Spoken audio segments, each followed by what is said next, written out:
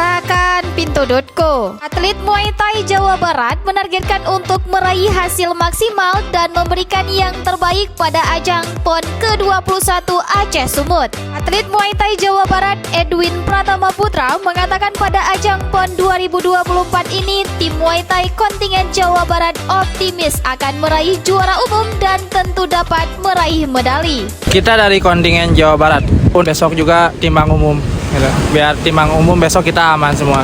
Untuk pertandingannya kita jadwalnya tanggal 5. Insya Allah dari Jawa Barat Muay Thai juara umum. Insya Allah pasti itu. Sementara itu Edwin mengutarakan kekagumannya terhadap Aceh selama ajang PON ke-21.